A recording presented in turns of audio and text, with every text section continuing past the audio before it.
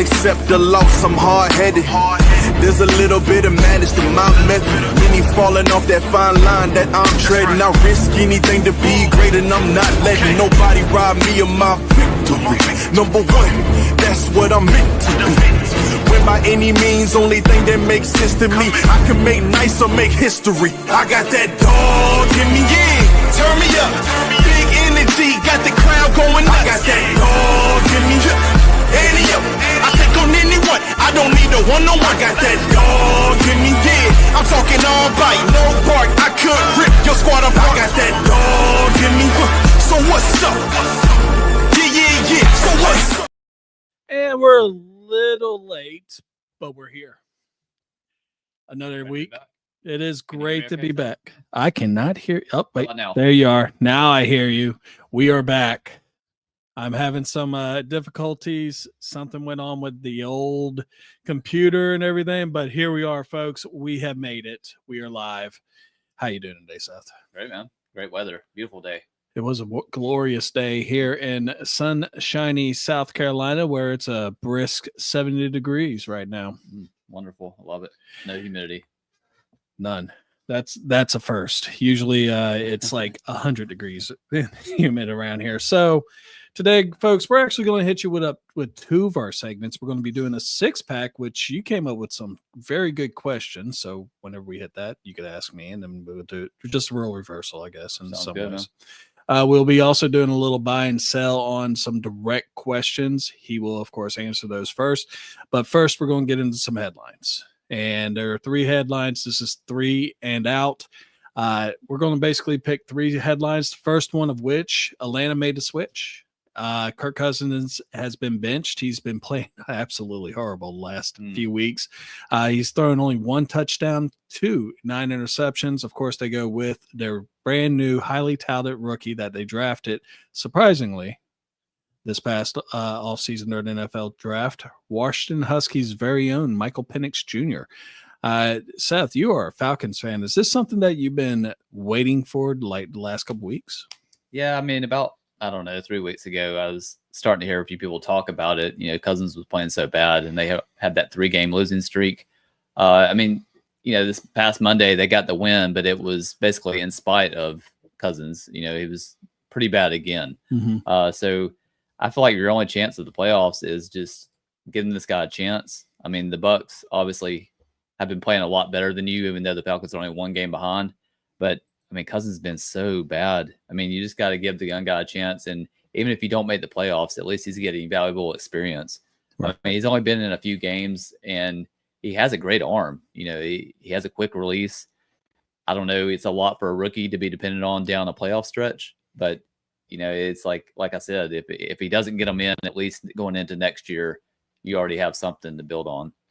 And when you look at this, the only other time I've seen the Atlanta Falcons actually pull a move this early into a season and everything, of course, they did with Desmond Ridder, but it was already kind of a swan song as far as that season went when he was a rookie.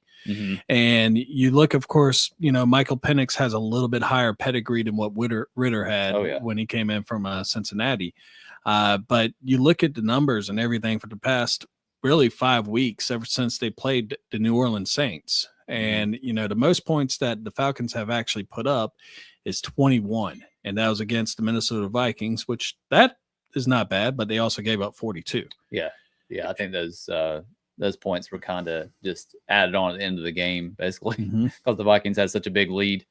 I mean, the Falcons have some pretty good weapons. And we've seen Drake London, Mooney, obviously Bijan Robinson, you know, tremendous running back and a pretty good offensive line. You know, it's just, you got to have somebody to get on the ball. And right now, Cousins is getting the ball to the wrong team.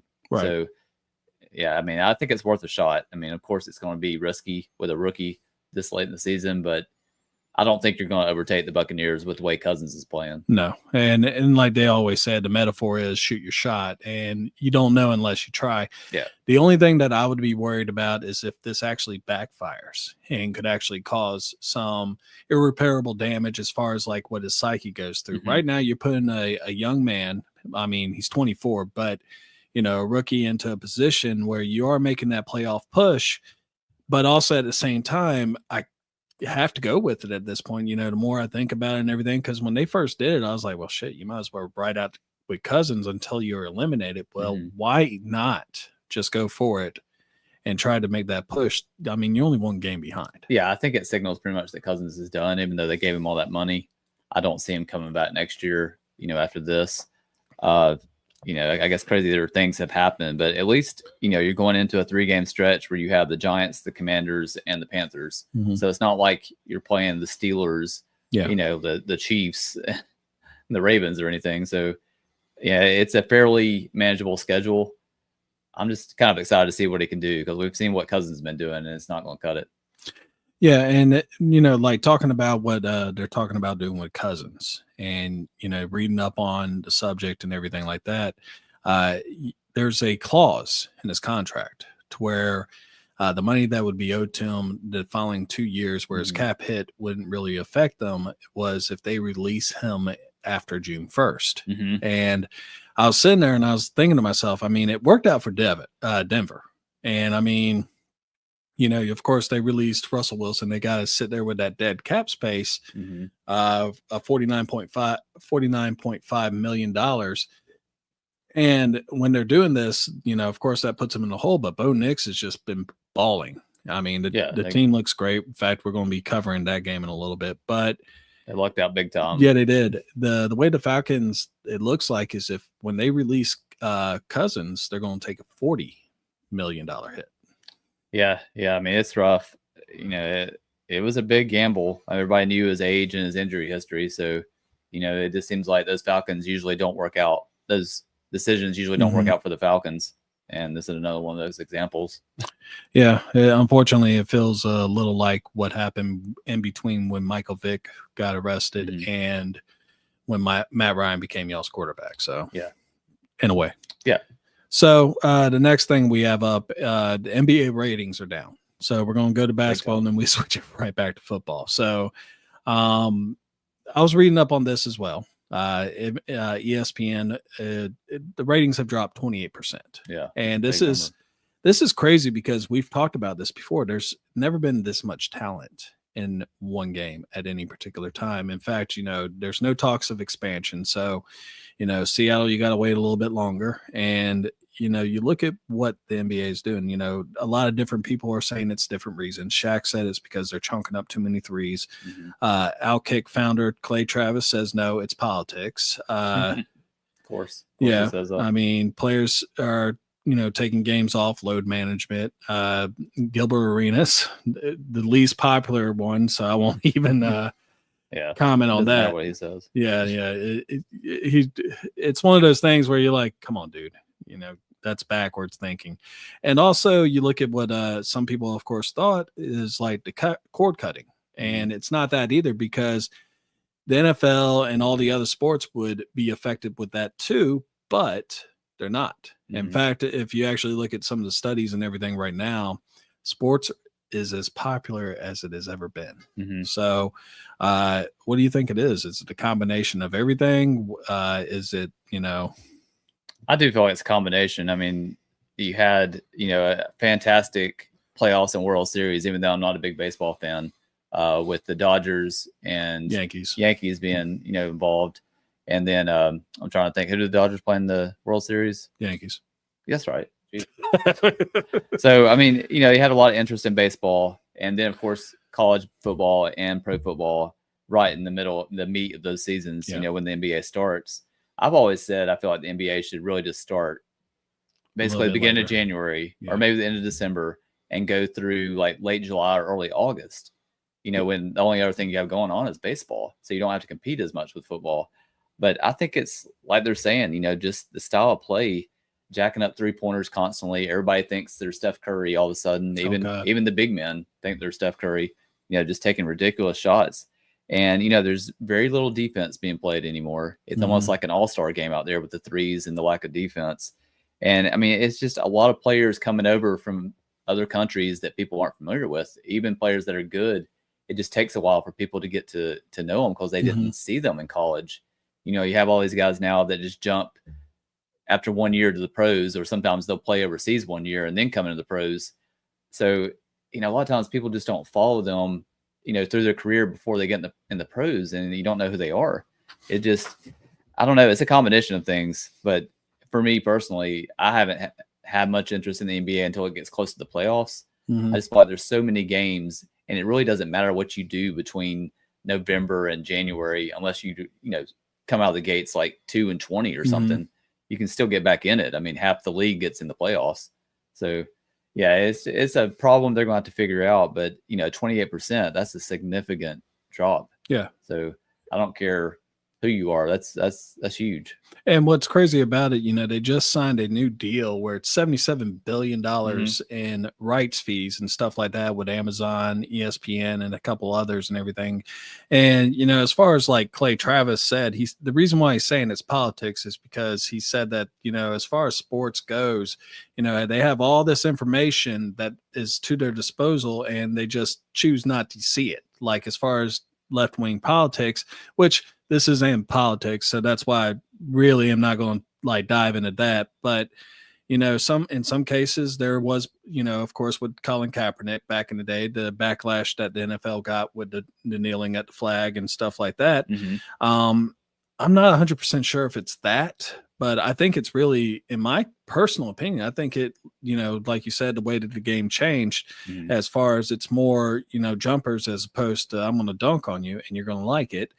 And also the load management. But I mean, we talked about, how like players like Kawhi Leonard, basically playing half of his games per year. And if you flip on the game and, LeBron's sitting and Anthony Davis is sitting, you're probably just going to turn it to something else. Exactly. And I mean, think about it. I mean, we're paying, like, I don't know how much an NBA game is, but I remember going to a Chicago Bears game and it was almost $500 for 2 seats. If I'm paying that much to watch a team, I'm going to be straight honest. I want to see those players that I just paid for.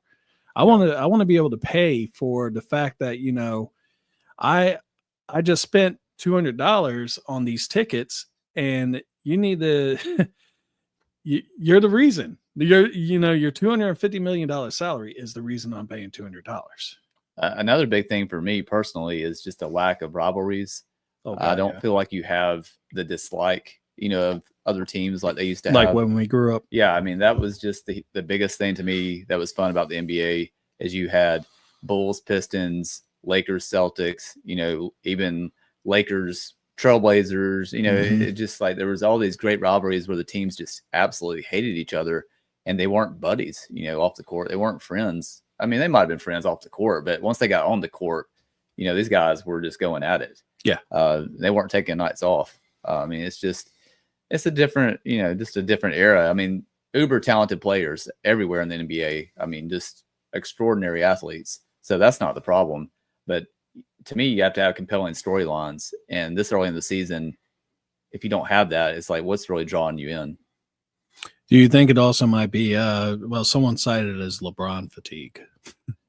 Yeah. I mean, I guess that could be part of it. But, I just think it's a combination of things. And right now, football is just, especially with the college playoffs going on, you used to have December was kind of the NBA's time to get a little bit of spotlight around Christmas. Now you've got college playoffs throughout December. So that's even more competition for them. So I don't know. I think they need to look at just pushing the start of the season back farther, but what do I know? I think it's actually a good idea if they did that because if you think about it, like you said, they're not competing with football and it's an indoor sport. Yeah. So the heat ain't going to exactly affect you. So, I mean. Right. I would love for the NBA to last longer into summer. Yeah. Like deep into summer. That way there's something besides baseball to watch. Basically go into like August. Yeah, exactly. Yeah. Go into like football training camp. Yeah. Because, we like our football training camp. Yeah. All right. I love my preseason football. Yeah. I like watching my 4th and 5th stringers battle it out. So Magic Mahomes, of course, had a ankle sprain this past game. And right now you're looking at it, it's just one of those deals where you're like, okay, well, you have a little bit of breathing room with the NFL, right? Like right now, I think, there are 2 games up right now on Buffalo. You're talking the home field advantage? Yeah. I'm looking at it right now. It looks like they are, 12-1. Kansas City and Buffalo Bills are 10-3. and the Steelers. But let's be honest, Buffalo is the bigger threat of the two. So, of course, I'm looking at it from a coaching perspective that maybe, I'm going to sit him for like 1 week, get that ankle healed up and everything. He was a full participant in practice today. Mm-hmm. So, I mean, at least it ain't broke. But, is this something that, Kansas City should really be looking into, playing Mahomes with a high ankle sprain like this? I definitely wouldn't. Not with the short week. Them playing, Saturday and then having to come back next Wednesday, I believe. Mm-hmm. I wouldn't play him this week. I think they're playing the Texans and then next week the Steelers, if I'm not mistaken. But I think you can beat the Texans at home with Carson Wentz. I know he's nothing special at this age, but with that Kansas City defense and the players they have on offense, I think you can still win that game. They can get it out. Yeah, it's great to have home field advantage, but look at what the Chiefs did last year without home field advantage. Mm-hmm. They went into Baltimore and won. They went into Buffalo and won. So, it's not going to kill them if they don't get home field advantage. I think it's, to me personally, it's safer to not take a chance. Just don't make the injury worse to where you're dealing with something that he's out for a month. Right.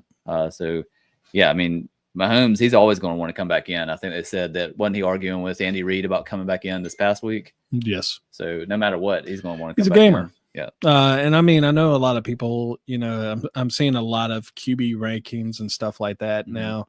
And, I'm seeing a little, I look at it as somewhat disrespect where they're putting Patrick Mahomes down on the 4th, 5th best quarterback in the league right now. Look, I get Josh Allen being number 1 right now. Yeah. I fully 100% understand that. But Patrick Mahomes has done so much in such a short period of time. It has to be like that 1A, 1B conversation that we have with Michael Jordan and LeBron James. At this point. It's crazy how quickly people forget what Mahomes does in the playoffs. Yeah. It's great what Lamar Jackson does and Josh Allen in the regular season, but what do they do in the playoffs? And Mahomes has always been the most consistent playoff performer. Right. So, I don't care who they say is number 1 right now in the regular season. It's still Mahomes until somebody knocks him off. So, I would caution on the side of error and just give him a little time, maybe bring him back next week against Pittsburgh if it's looking a lot better. Well, and like you said, Magic Mahomes in the playoffs is 15-3. So, we heard all about, and I love Josh Allen, but Mahomes went into Buffalo last year and they took care of the Bills on their home turf. Mm-hmm. So I don't want to hear about all these numbers that Josh Allen's putting up when you talk about, who's the best overall. When we talk about the MVP award, it's a different story, but playoffs, give me Mahomes. I was going to say that's Mahomes' area. Right. So that does it for our 3 and out. We'll be talking a little bit more about predictions and everything like that.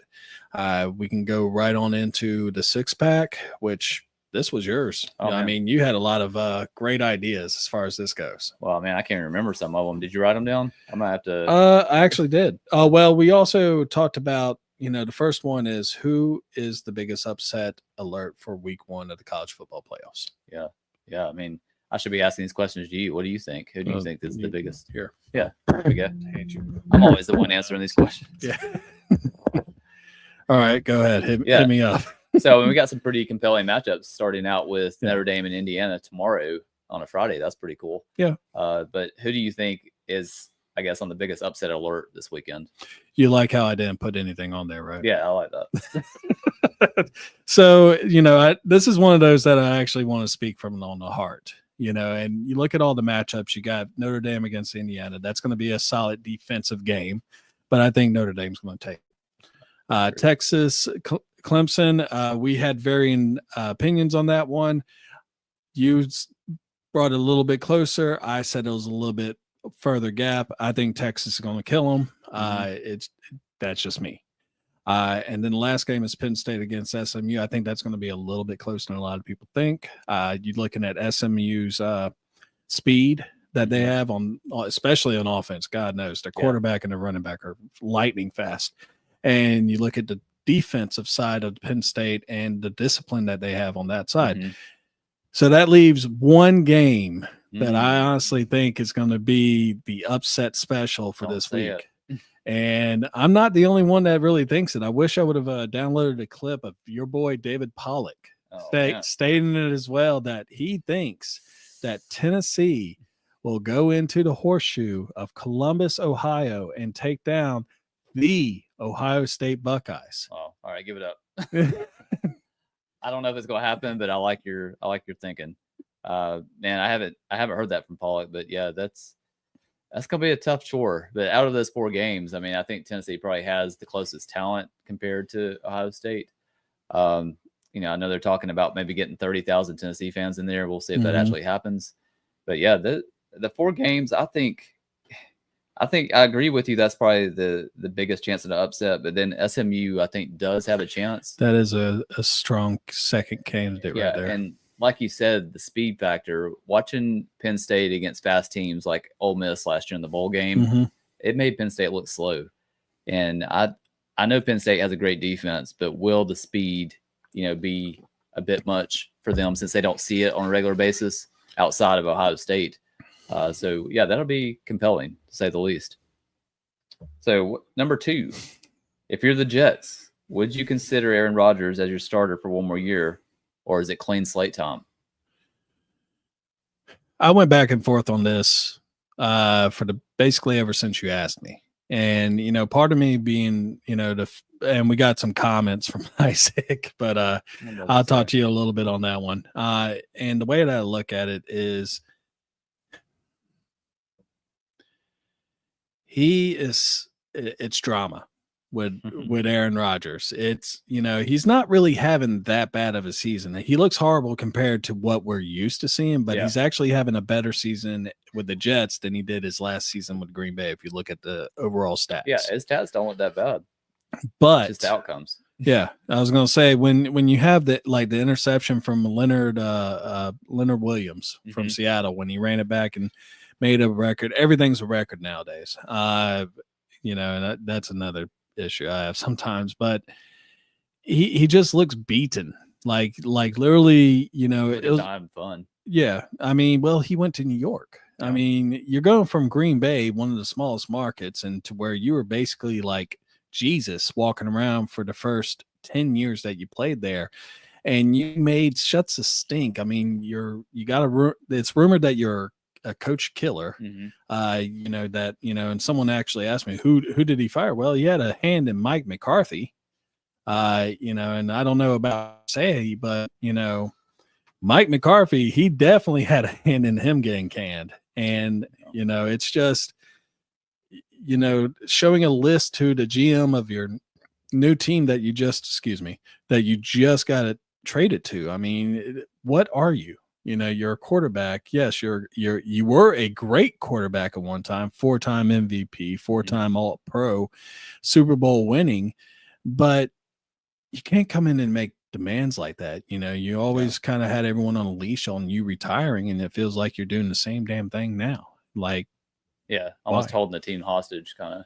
I mean, he has said that he would be willing to be a mentor next year, but that would be the last thing I would want, him on the sideline. Yeah. I mean, it just seems like there's something off with this team. I know it's not all on him, but there's just always tension, whether it be with the coaching staff. Breece Hall hasn't been happy about what, the offense has done. Wilson hasn't been happy at wide receiver. The only person that seems happy is Devontae Adams, because he's getting the ball. He's there and he's not at the Raiders anymore. Yeah, no. So, yeah, he's getting the ball. But, yeah, it just seems like something is off with this team and the chemistry. I wouldn't bring him back personally. I mean, there's going to be a couple guys in the draft that should give you a chance to bounce back next year. And obviously that's not guaranteed with a rookie, but, sometimes you have Jaden Daniels and JB, you're back in the playoffs. But, yeah, I think it's clean slate time personally. And that's where I'm leaning it towards too. But who would you bring in as far as would you bring in Kirk Cousins?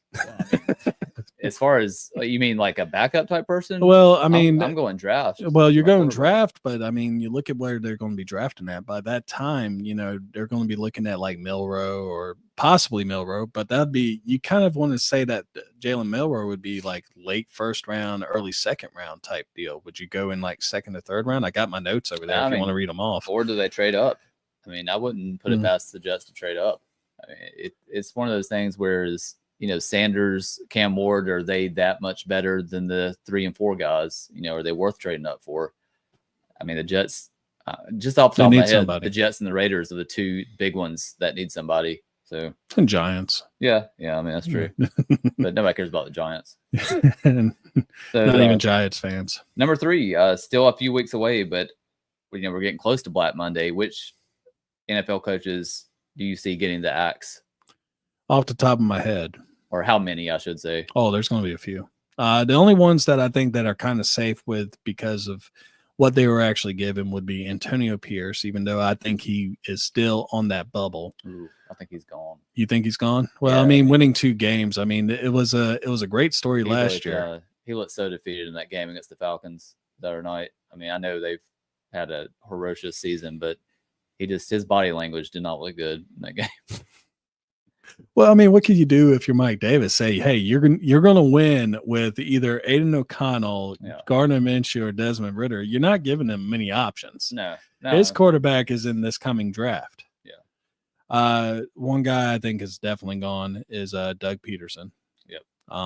It's just a mess with what he's done over there.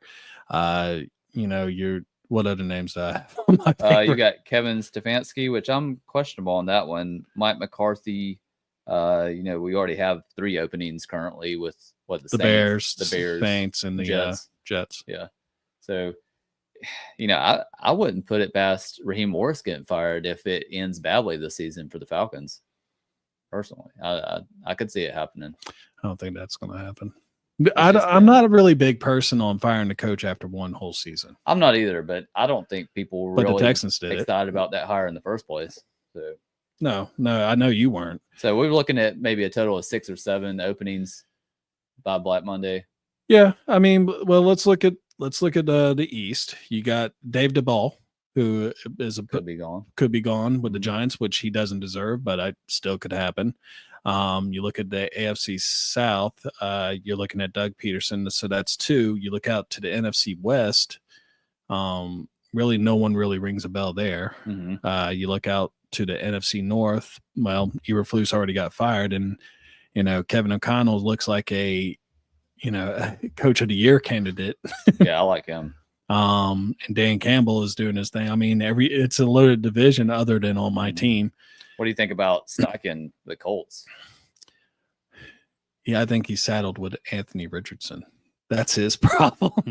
I mean, they're competitive. Yeah. When you sit there and you actually watch them play and everything, they put out a good product, and that's with a crummy defense and a subpar passing quarterback.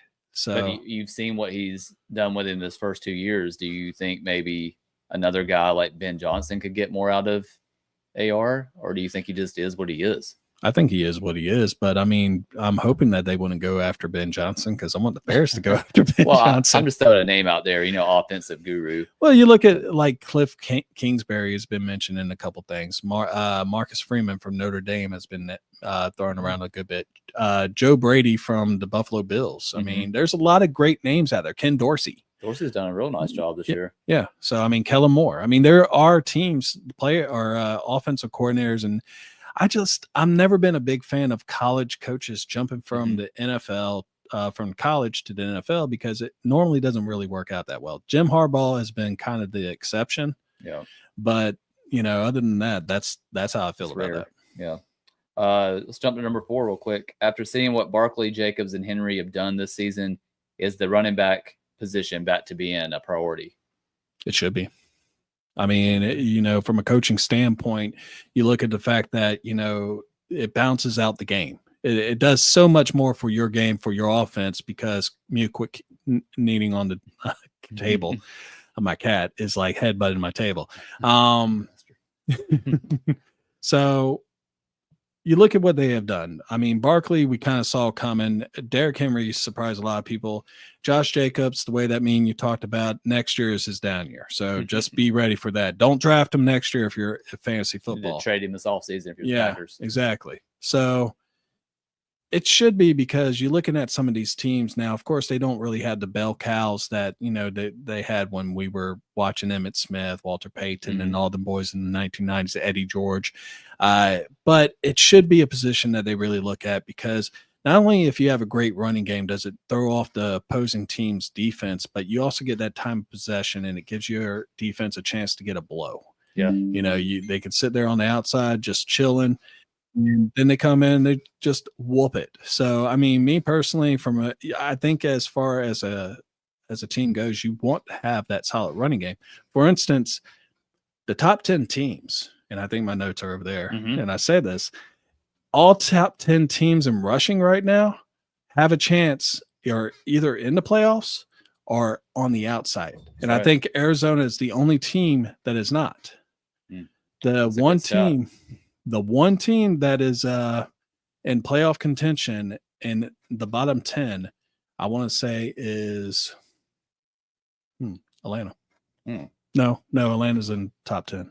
No, they're in the middle. I was about to say running back is not their problem. No, running back is not a problem. Anyway, he's got my notes. Sorry. I'm so sorry. You're good. Yeah, I mean, even though he's been playing better recently, I think the Cowboys really, did not do themselves a service by going. That's actually it. In kind of a disaster at running back position. But Dowdle has been playing better lately. It's just kind of too late now. Yeah. But, okay, number 5. Should the Cowboys go ahead and draft an heir apparent, even if Dak doesn't like it? Yes.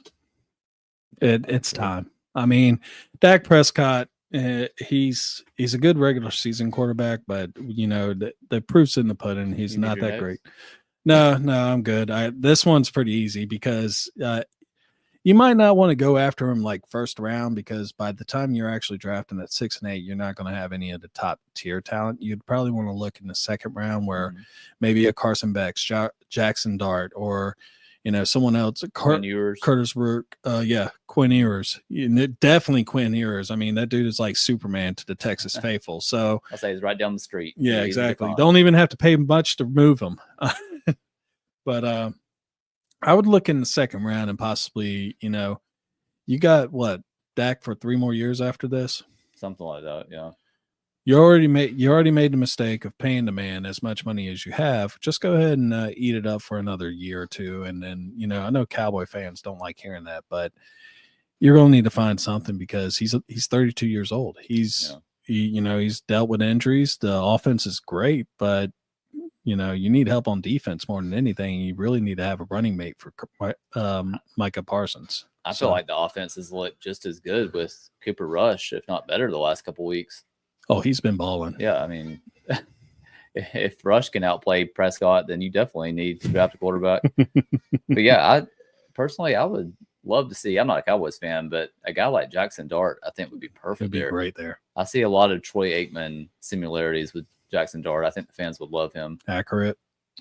Has a good deep ball. Yeah, he does. Number 6, with the transfer portal out of control, would you still break the bank on high school recruiting, or just wait 1 year and see which kids actually pan out and then get them in the transfer portal? So I've been playing college football 25. And usually what I do is I put my friends in as the coach and I just do the recruiting.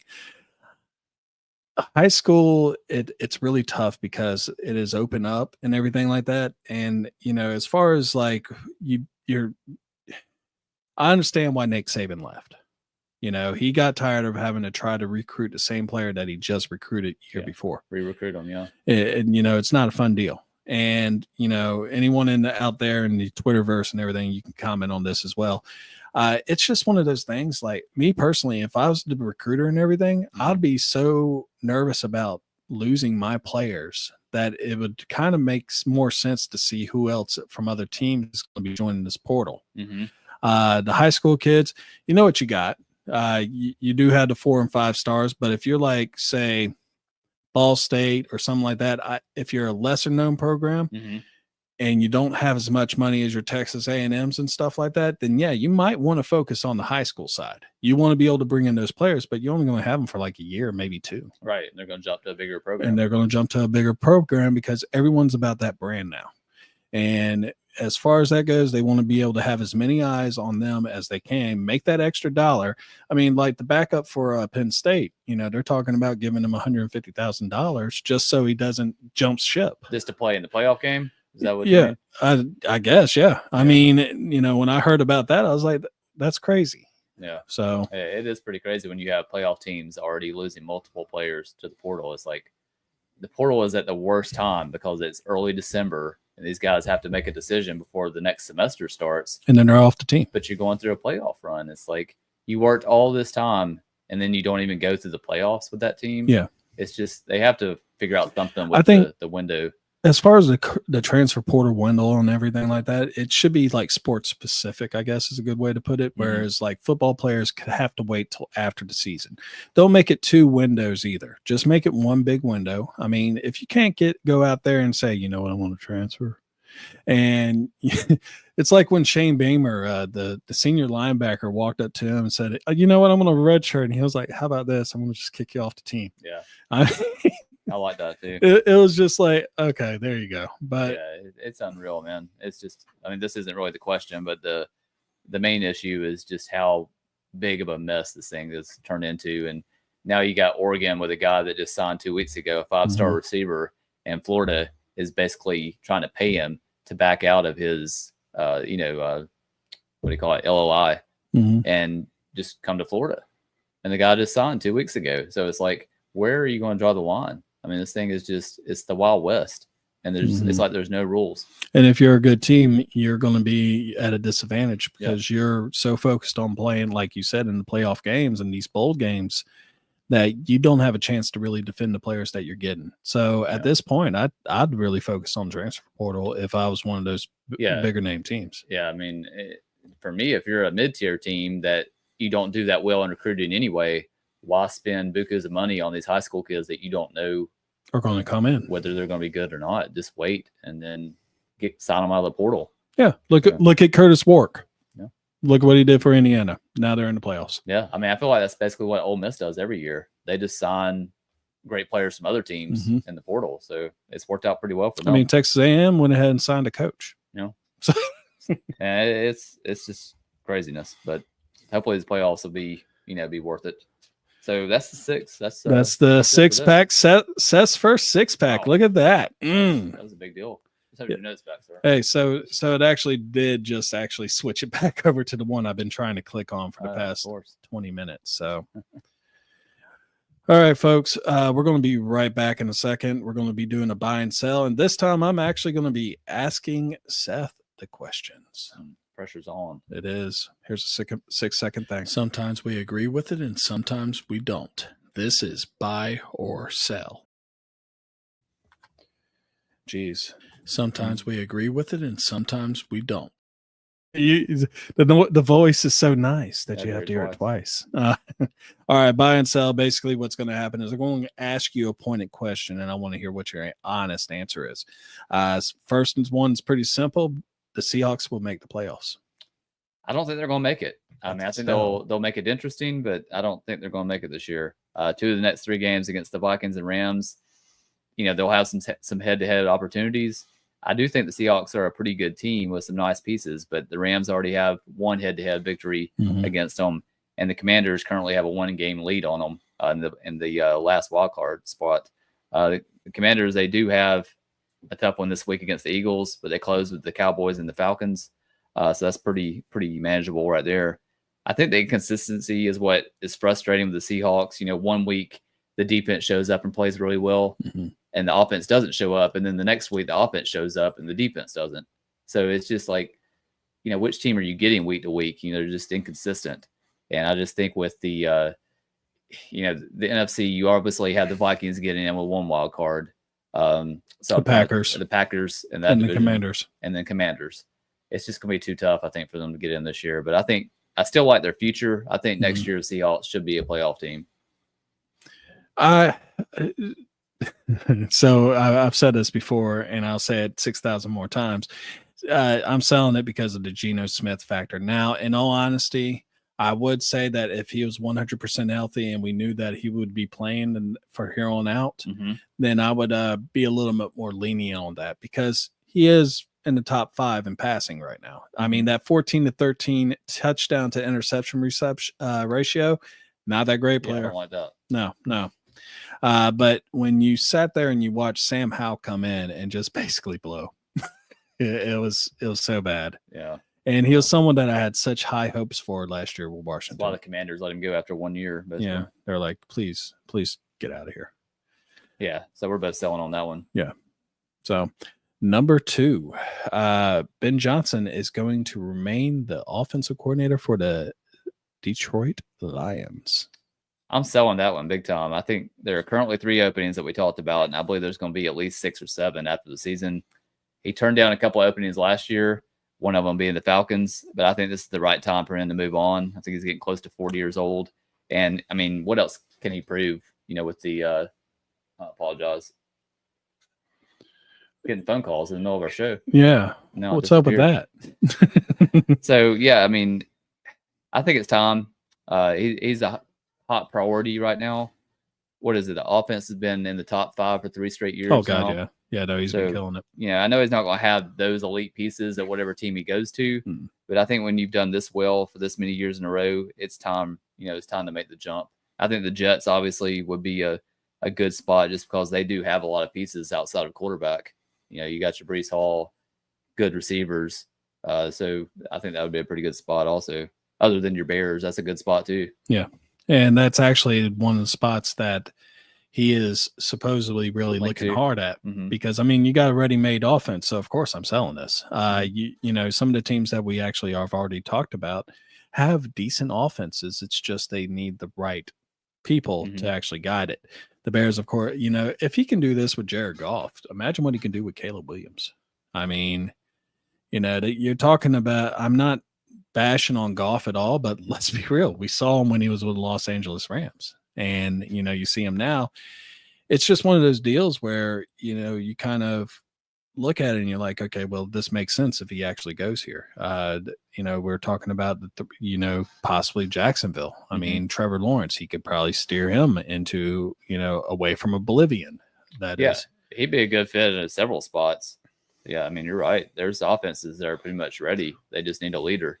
And I like his scheme. I mean, he throws in a lot of good wrinkles, and he obviously can catch up some quarterbacks. So, that's why I was so disappointed the Falcons didn't get him last year. And I was really shocked that they didn't actually go with him. And also at the same time, if you have a play that is designed where your left tackle goes and tries to pass the ball, that's saying something. That's cojones right there. Yeah. Yeah. Sometimes it gets a little too crazy, but I kind of like that. Yeah. I mean, it was different. And I mean, it showed the lineman love. All right. So number 3, Bill Belichick will find success at UNC, and to be more specific, we're talking 9 wins or more. I'm going to buy this one mainly because the conference is so weak. I know the talent level is down at Carolina right now, but if you look at their schedule for next year, Clemson is really the only game where I think they'll just be outclassed as far as talent. I think with Bill's reputation, they'll be very successful in the transfer portal. If this were 10 years ago and all that talent had to go through high school recruiting and you had to build, then it'd be a different story. But, I think they can turn around this thing in a couple of years tops. I think just with his pedigree, players are going to go there. They don't play Miami next year, and the out-of-conference slate, it looks pretty manageable. I was glancing at it earlier, some pretty easy teams on the out-of-conference schedule. The question is, can he find a star quarterback and find some playmakers before next fall?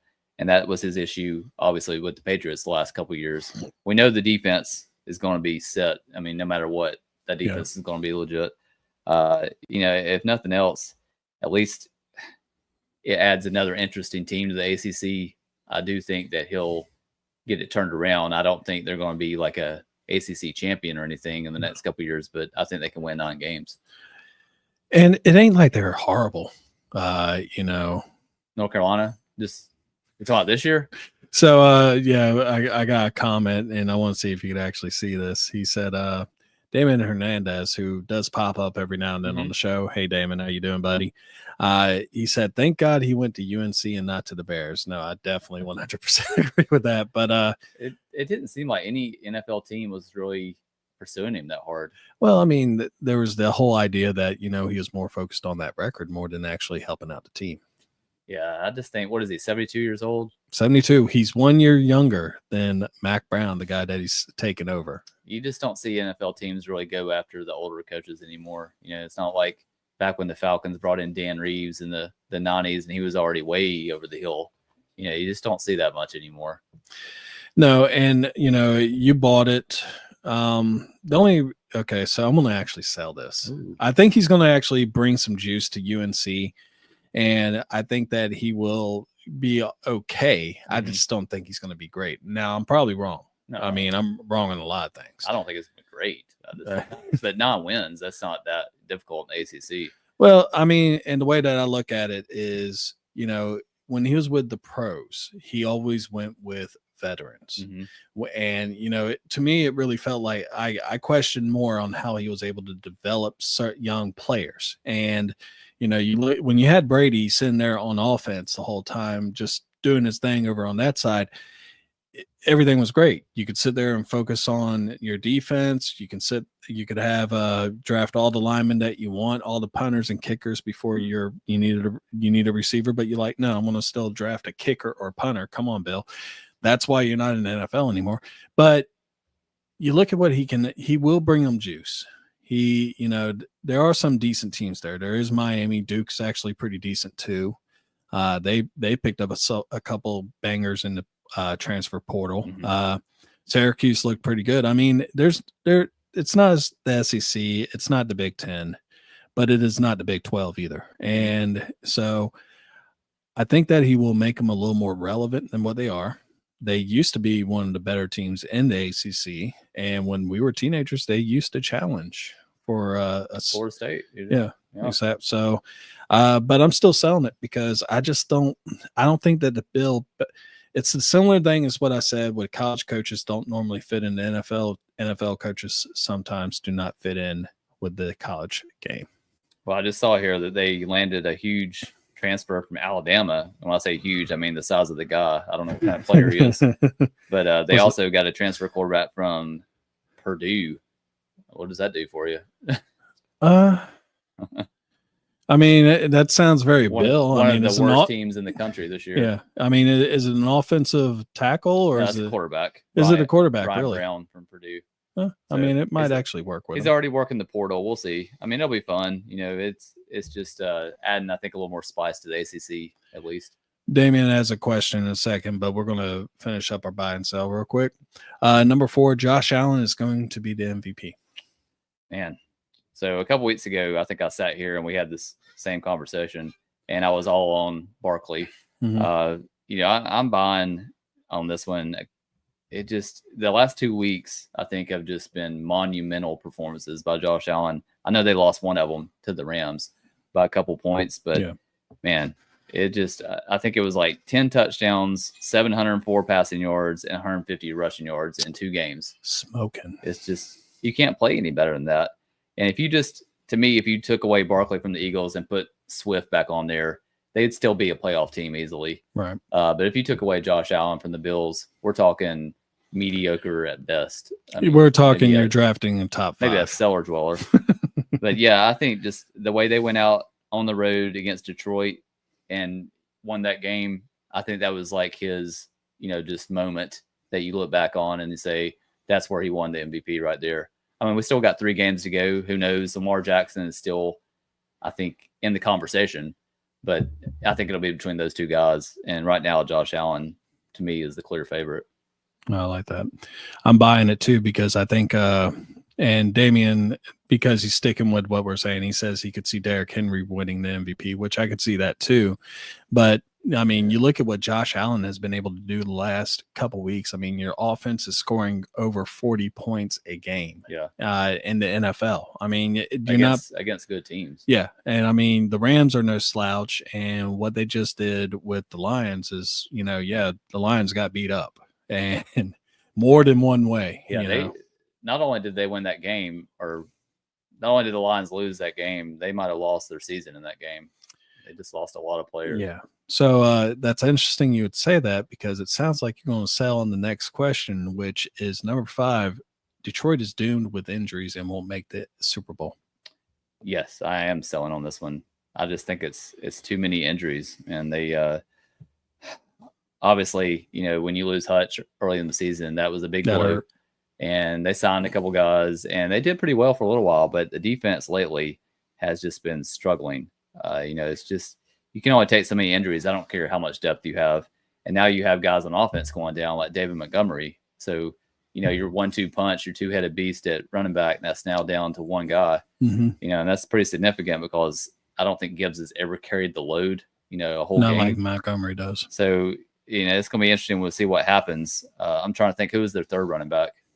I can't even think of who it is off the top of my head. Normally you just see those two. Yeah. So, I'm sure a few of those guys will come back for the playoffs, but right now I think they have 20, 21 guys on the IR last time I looked, which is absurd. But the way the Eagles and Packers have been looking lately, and they're much healthier, I can't say with confidence the Lions can beat either one of those teams right now. And I'm a big Lions guy. I mean, I've been on that train the whole season, but it's like the commercial Dr. Pepper. I might be putting the brakes on right now. Getting off. Well, and the way that I look at it is, and I agree with Damian right here, Lions winning Super Bowl is funny. It really did feel like this was going to be their year. 3 weeks ago, I would put money on the Lions. Yeah, it's just one of those things where but this is the most Lions thing that could have happened to them. They got 15 people on their IR. Basically their whole team looks like a band of brothers. I mean, I saw like 20 or 21, but maybe a couple of those guys on the IR, yeah, or just the injury report on the IR. Oh God. Sure. Well, then they're up there with the 49ers and challenging for death on that. I mean, you got Anzalone, Carlton Davis. I mean, obviously Hutchinson's still on there, which he hopes to be back by Super Bowl, but who knows if they make it that far. Liam McNeil just went on there. Rakestraw, the rookie, who was promising. Jalen Reeves-Maybin, Wingo, defensive lineman. So it's not like it's a bunch of third stringers. And that's the other thing too, is that the people, like this past game against the Bills, they lost 4 players, and McNeil was one, Montgomery was another. But you had a horrific lower leg injury from when the guys collided in the end zone. It's bad. And I mean, we always joke about how the Bears will bear. Well, the Lions will go ahead and lion as well, because sometimes it's just rough, and it really, you feel somewhat bad for them. I mean, some of the fans don't exactly make me feel bad about them, but for the team itself and for that city and what they've gone through, it did seem like the stars were kind of aligned this season, and it's kind of a shame you're not going to get their best, effort in the next couple weeks. Yeah. So 2 more questions. Damon actually asked this earlier, and I said I was going to hold off on it. Question: what are the chances that Eric Bieniemy or Brian Flores come into the Bears? Eric Bieniemy, I can actually kind of see in a way. Definitely see an offensive coach coming in. Yeah. I wouldn't say as far as like a head coach goes, I could see him being more of an offensive coordinator. Brian Flores, if he doesn't get a head coach offer, he's going to stay in Minnesota. Yeah. And that guy deserves a head coach position after what he's done. I just don't see it with the Bears. No. I think with that young quarterback and young offense, I think an offensive coach is the way to go. We need an offensive coach. Bad. Yeah, I mean, I would take Brian Flores in a heartbeat for the Falcons, but I don't know if they're going to pull the trigger this year or not. I mean, he did great down in Miami, and he was there before McDaniels was. Yeah, I absolutely hated that whole Tua thing with him. Yeah, that just rubbed me the wrong way. I lost some respect for Tua when he said that. Maybe that was some of the concussion stuff. And we do have another one after this, but Isaac earlier, who posted this like near the beginning of the show, so I'm just now getting to it. Oh, sorry, who does a better Batman voice? Between who? Me and you. Oh, I can't do that. I'm gonna go with Med. So there you go. I'm Batman. Mine's always like I don't wear keypads. Who's your favorite Batman? Oh, I was about to say Heath Ledger. Actually, that's a great question, because Michael Keaton was a great Batman, and I do like Christian Bale too, but I'm thinking I'm going to go with Michael Keaton. I think I'm going to go with Bale just because I like those movies a little bit more. The Michael a little Keaton's, darker. They're a little more comic book-esque, I guess. Yeah, but Keaton was solid for sure. Yeah, there's fake abs and all. Yeah, I wasn't a big fan of the Ben Affleck version. But, no. Yeah. I mean, he's huge, and you can kind of see him like brooding and everything. But I was surprised Robert Pattinson did a pretty solid job in the most recent Actually, one. yes, he did. I did like that. So we'll see where that goes. For that.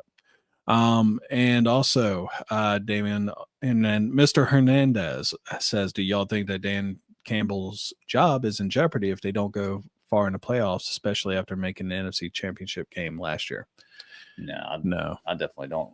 Not with as many people as they have lost in this season. He's kind of got some built-in excuses, but I think the city still is in love with Dan Campbell. He does take some unnecessary risks sometimes. That onside kick the other night, that was kind of questionable, doing it that early. Going in on the 4th and 2 on your side of the field at the 25. Yeah, he makes some decisions that are head-scratching, but I couldn't see, even if they lost every game the rest of the season, I couldn't see them firing him. Mm-hmm. So. All right, so predictions tonight, big game, Broncos-Rams. Broncos-Chargers, the other LA team. I talked briefly about this with some other people. Bo Nix, of course, he's doing great as a kudos to Denver. I mean, they got a great defense. They got Bo Nix. They got a solid offense. With him and Sutton are just hitting it off right from the get-go. And then, of course, the Chargers with Justin Herbert. This is a game I'm actually really excited for. A lot of people are picking an offensive explosion. I'm going to say, nuh-uh, I don't see that happening not with those two defenses. I actually had a low-scoring affair, possibly, and it is a Thursday night game. Mm-hmm. So I'm going to go with a score of 17-14 Broncos. Low scoring, very low scoring. Mm-hmm. Yeah, I mean, since Dobbins went down, I feel like the Chargers have lost a little juice. Yeah. The running game has struggled a little bit. I know Justin Herbert's been kind of dealing with an injury, like a lower leg injury. And, they've got some players out on defense. So I like the Broncos in this game. I do like the low scoring. I feel like it's going to be more like a 24-21 type Broncos win. That's I like that too. I'm trying to get the schedule up real quick. The Chargers got absolutely smoked by the Buccaneers last week. I didn't see that coming. No, I don't think anyone really saw that coming. Baker went and did Baker-like things. Yeah. That's why I like Baker so much, is he can carry a team if he needs to. Yeah, that's one that Cleveland's kicking themselves. Oh my God, they're kicking themselves for a lot of reasons, but that's got to eat them up right there. All right, I'm trying to think. There was a Sunday game that I was looking at. I should have actually had this up. Normally I have it to where I could click on it and it brings up the schedule. Also, if you didn't have time to really sit there and watch a video and you're at work, please, by all means, check us out.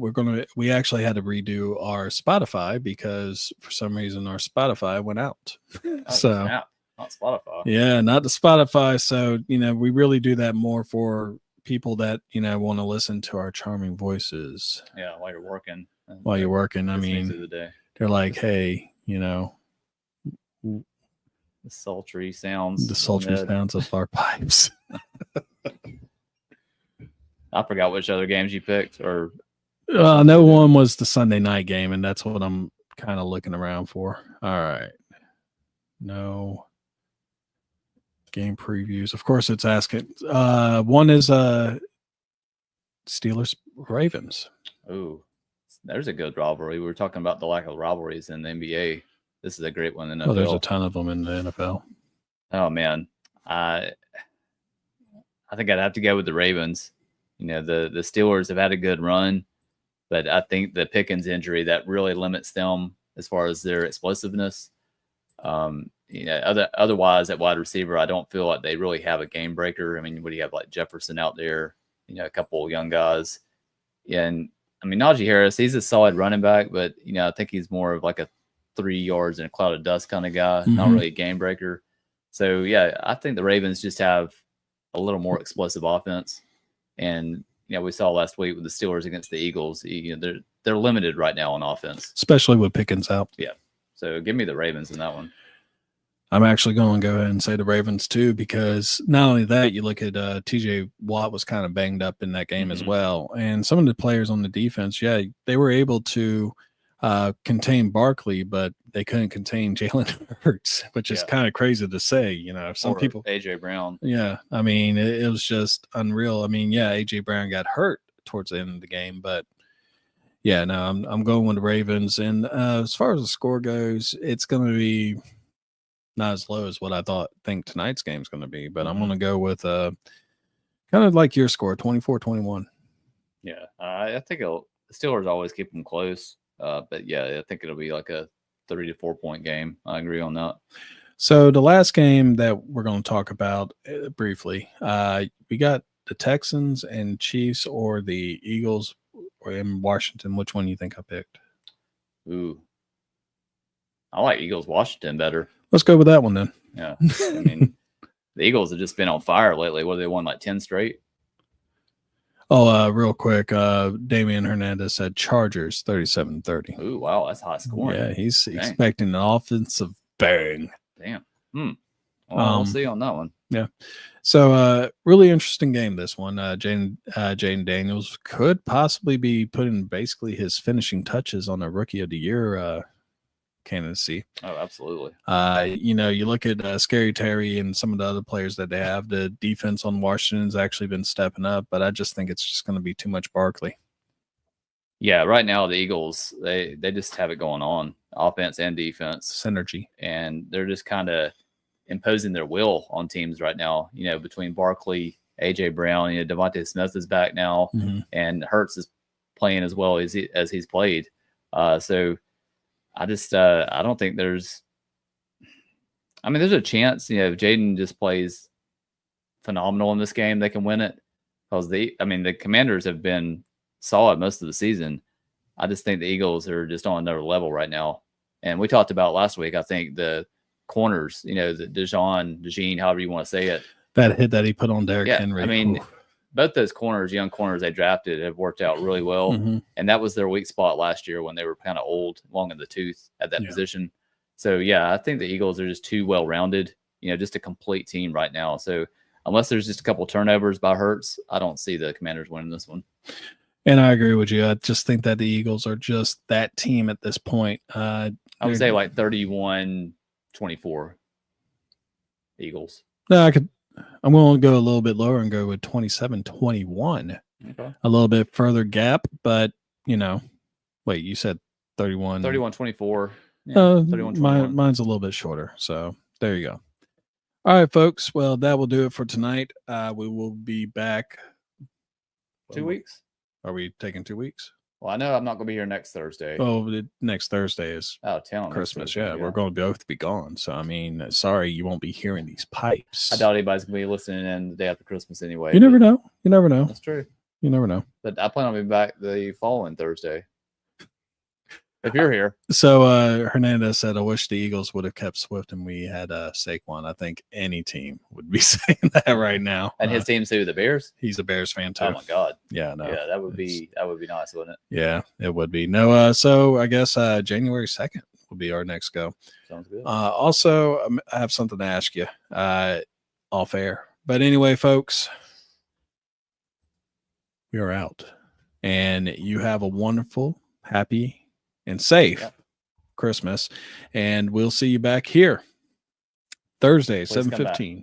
Happy holidays, guys. Happy holidays or Merry Christmas. I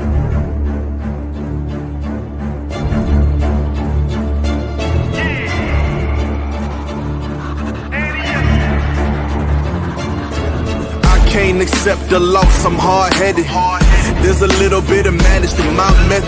Many falling off that fine line that I'm treading. I risk anything to be great, and I'm not letting nobody rob me of my victory.